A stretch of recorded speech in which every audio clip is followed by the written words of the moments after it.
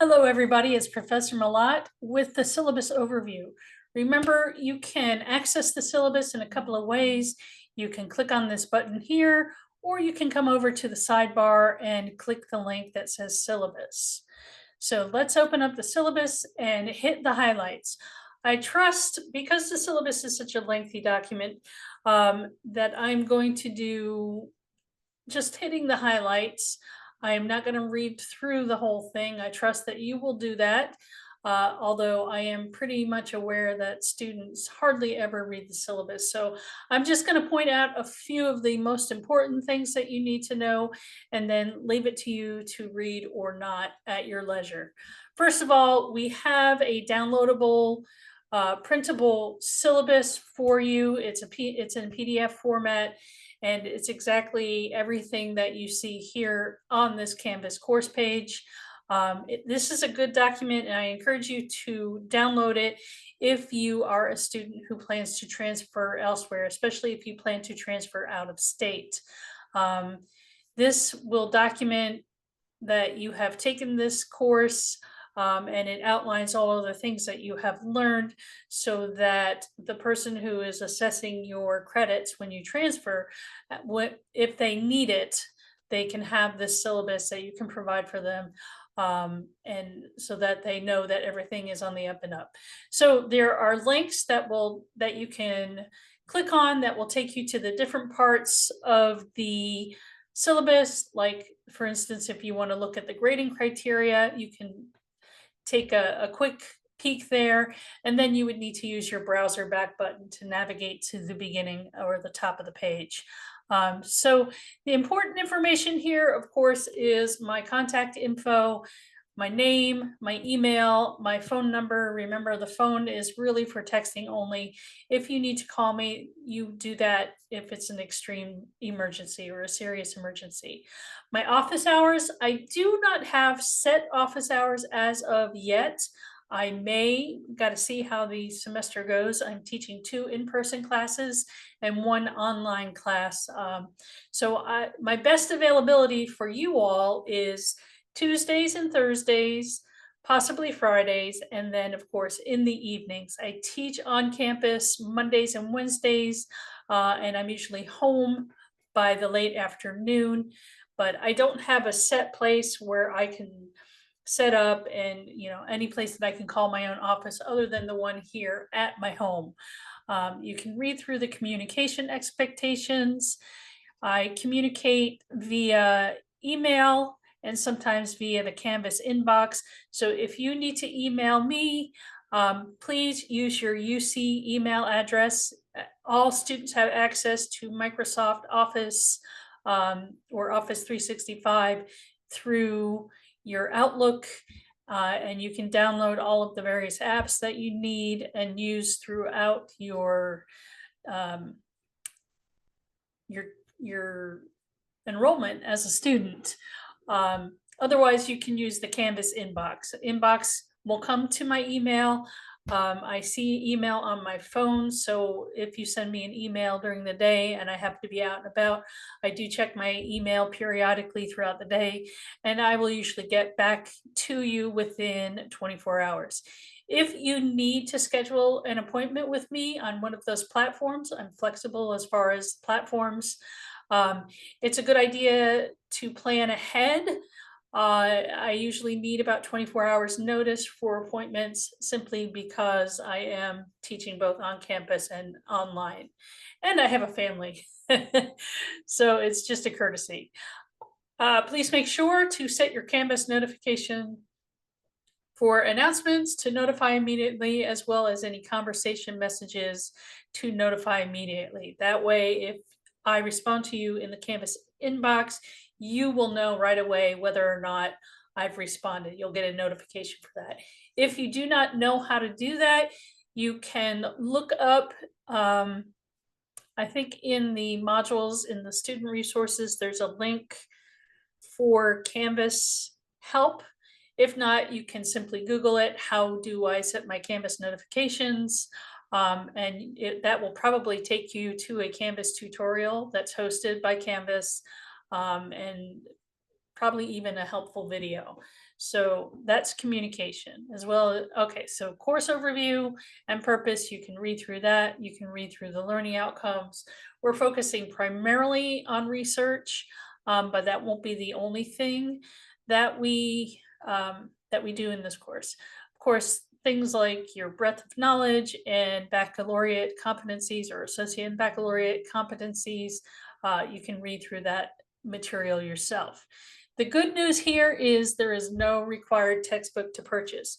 If you have been following the class for a bit, as far as checking in through the course catalog or through the bookstore to see if I have posted any books, you may have seen briefly that there was a book that appeared and then disappeared.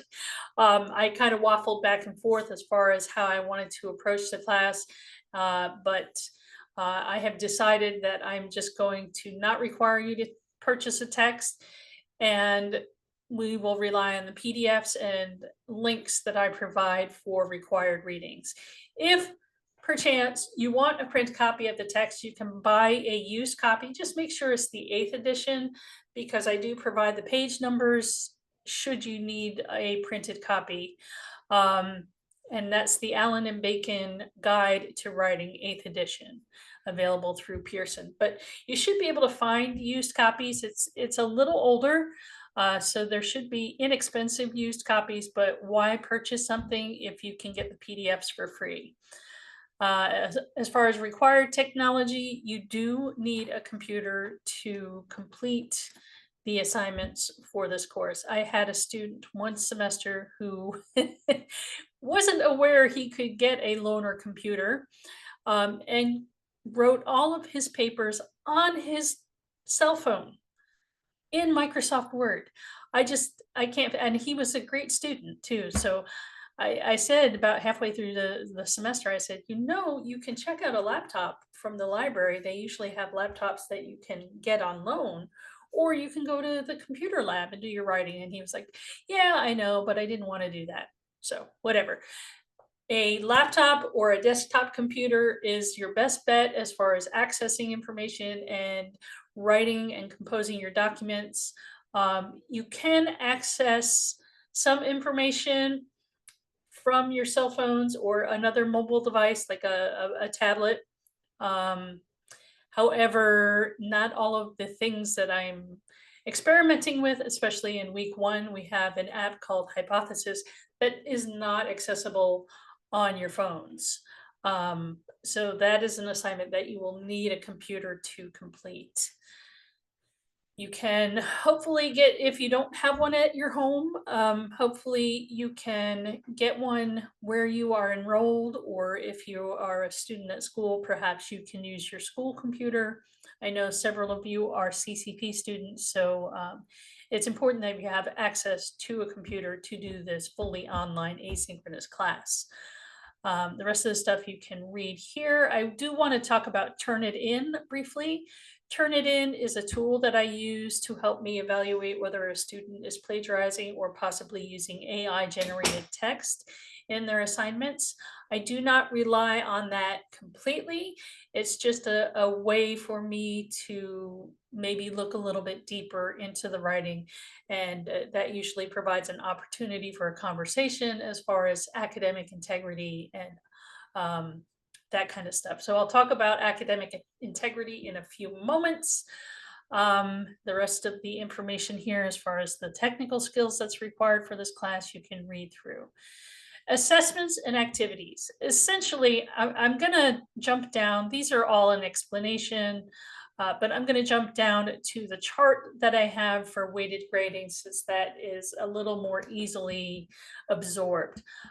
You will have 5 formal assignments. You have a rhetorical analysis essay, then we have a paper proposal and annotated bibliography, which will lead up to essay 2, which is a researched argument essay. Then lastly, essay 3 is, I don't know why I'm calling it essay 3, it's not really an essay, it's the recast project. So what we will be doing here towards the end of the semester is you will have the opportunity to take what you've researched and you've written about in your research paper and present it in a different way for a public audience. So you get to put a new spin on the researched information. So that could be any, we'll talk more about it. I'm not going to go into great detail. We'll talk more about it as we approach that assignment. And then your final formal assignment will be your course reflection. You can see the percentages here. So 75% of your final grade will be the formal assignments. And there's the breakdown underneath. And then we have informal assignments. So things like your short writings, your quizzes, any discussions, and any peer reviews that you do. That will consist of the final 25% of the total grade. It's important to note that in English, in prep composition and in English Comp 1, you have to earn at least a 70% in order to pass and progress into the next course. If you earn below a C minus, so that's a 69% or below for the course, you will receive an NP, and that just means not proficient. It means that you need to do a little bit more work, have a little bit more practice as a college writer. It does not affect your GPA. It does not affect your financial aid, but it does mean that you have to pay for and take the class again. So for those of you who are CCP students, it is absolutely important, because you're taking this for dual credit. It is super important that you take this class seriously. You don't fall behind on your assignments just because it's an asynchronous class. So it takes a lot of diligence and a lot of time management in order to, and because you have a lot at stake, you're not just taking it for college credit, but you're also fulfilling a high school graduation requirement for your English classes. So it's really important that you manage your time wisely and not fall behind. And I've had several CCP students in the past who have had difficulty managing their time. So that's just something to be aware of. In order to get that NP grade, so if you're doing all the work, you've submitted all your work, you're just not, something's not sinking in, you have to submit all of the formal essay assignments. So you have to complete. You can't skip one of the more formal assignments and hope for the best, right? That's not how it works. You have to submit all the work in order to get that NP. If you ghost, right? If you just stop submitting work, if you don't communicate with me, you will then get a grade of an unofficial withdrawal with it. It's a UW, and that grade works similarly to an F. So it's going to screw up your GPA because it eventually turns into an F. And that also could affect financial aid or scholarships. So remember that failure to submit any of the formal essay assignments for the course will result in that UW grade. So please take it very seriously. There's information about withdrawal and dropping at the end, where I will talk about the dates later. You can also read through the grading scale, as well as some of my procedures and policies. So with late work, just because this is an asynchronous class doesn't mean you can wait until the end of the semester to get everything done. That's not how it works. The due dates are there for a reason, is to help you manage your time. And I'm firm on those due dates. However, I realize that you're not all just students, that you have a lot going on in your lives. You may have work, families, extracurricular activities, travel, so on and so forth. And I'm willing to accept late work with a few important exceptions. So the part that you need to do, your responsibility, is to reach out to me to ask for an extension. I've provided a sample assignment extension email, a template that you can copy and paste into an email. And that shows me that you care, right? You're not just blowing off an assignment because you're too busy or you just don't want to do it. It shows me that you care, that you're being responsible, that you're being an adult, that you're communicating with me, and that you have some kind of plan in mind to get the work done, right? I have never said no to a student who has asked for an extension. Let's talk about those few exceptions though. If it's a peer response activity, I am not going to accept late work. Your classmates should not have to wait for you to do your work in order to complete their work. And also, if it's past the last day of the semester, I just can't help you. The last day of the semester is Saturday, December 7th. So all of these due dates that you have been Sundays. There are an occasional midweek assignments here and there, but as a rule, it's usually a Sunday, except for that last assignment submission, which is Saturday, December 7th. And then the rest of this is essentially policies that we are required to have in our syllabus that may or may not apply to you. So academic integrity does apply to everybody. It's important to point out that you need to be honest, right? You need to be writing work that is your own. And in the past few years, there's been an increase in students relying on AI writing systems, things like ChatGPT or Copilot, Gemini. There are a bunch of them out there now to complete assignments for them. And that simply is not accessible. It can be a useful tool during invention when you're trying to come up with ideas for writing or to provide examples on how to organize your essay. And it's just simply learning how to put in the correct prompt to get a response that is suitable. All of your drafts and all of your formal essays, any kind of writing assignments, they are run through that Turnitin, right? And you are provided a similarity score, which is visible immediately. There's a link here that will take you to the Turnitin website to explain a little bit more about that similarity score. I don't rely completely on Turnitin for plagiarism detection and for AI detection because it is flawed. However, it does usually raise a flag for me to read things a little bit more deeply, and if necessary, it's an opportunity for a conversation about proper use of AI tools and how to incorporate source material appropriately in your writing. You can read more about accessibility. You can read more about attendance. Even though this is an online asynchronous class, regular participation and engagement is in lieu of attendance. So I can see when and how long you engage with the materials within Canvas. If I find that your engagement has dropped off, if you haven't been logging in, if you've only been logging in and looking for 2 minutes, I may reach out to check that you still wish to be enrolled in the class. And if you are struggling with anything, then we can have a conversation on how I can help you be successful in the class. There's a blurb here about extended absences. If you have a medical emergency, if you are military and you're suddenly deployed, that kind of thing, then it would be very important to discuss with me and come up with a plan to complete the course. But remember that it's your responsibility to contact me when it comes to your absences. Or, notice of non-discrimination, and then a whole list of student resources. There's IT support. So if you are having trouble with Canvas, if you can't upload a document or something like that, you might want to reach out to IT support. And there's a whole other list of services that are available to you. I do want to point out that we do have tutoring and academic support services. We have the Academic Writing Center, and our tutors are able to work with you asynchronously, or if you want to set up a synchronous Zoom meeting, they're happy to do that as well. They are a fantastic resource. They are professional.